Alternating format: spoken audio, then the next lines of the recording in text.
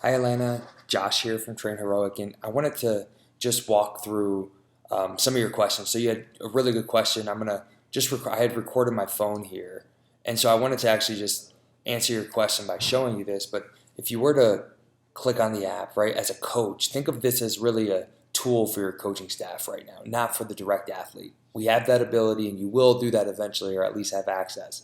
But for now, we really want to do that one job, which is deliver Parisi's programming to you and to your staff so you guys can use it to coach. So you'll simply download the app and click on the app. You've done an awesome job of actually setting your account up. And when you log into the app, what you'll find is in the top right-hand corner, you have a filter. Okay, and you can filter for which team you're actually training or which program, I should say, is being implemented. So if you have a class that's a Jumpstart class, you'll notice, right, Jumpstart is programmed for 3 days a week. So by filtering first and turning off all the others and only using the one that you're actually training, right, that cleans up your calendar a bit.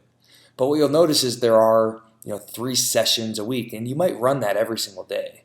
And even if so, the athletes that are coming in, right, if they're there on a Tuesday, decide, hey, should we do day one of Jumpstart or day three, right? And the reason that Parisi programs it this way is that athletes generally aren't coming 5 days a week, right? So the idea is that on average, an athlete comes in between 2 to 3 times a week. The first time they're there, they should do, week one, day one.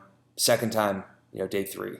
So you're able to kind of pick and choose which session you're administering just by clicking on those days. And because we're not on our end as a coach logging the actual training and whatnot, that's why I mentioned just going into the calendar and selecting the date is the way to do it. What you notice there is I click the filter, and I'll go back. I click the filter, and I just adjusted to move the training from Jumpstart 1 to Jumpstart 2 because I've got a different class, right? And I want to administer, Jumpstart 2 and have that programming. So by doing that now, we're only showing you Jumpstart 2. So this filter will make things quick and easy for you. But then you can see I can move through that. Importantly, if you actually click into the training session, you'll notice here's a summary of the session, and you can dive in by clicking on the videos. So all I did there is I actually just clicked on this specific prone hurdles, and that's showing yourself or any younger coaches that actual video so they can help coach that appropriately, right? And then they can scan through just by swiping from right to left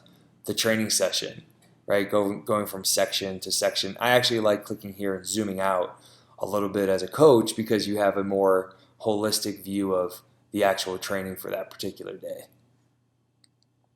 So by doing that, you're able, we'll see here quickly, kind of zoom out and then scroll through. So hey, we're doing our Q1 ADW squat jumps and broad jumps. Next, we're doing Q2.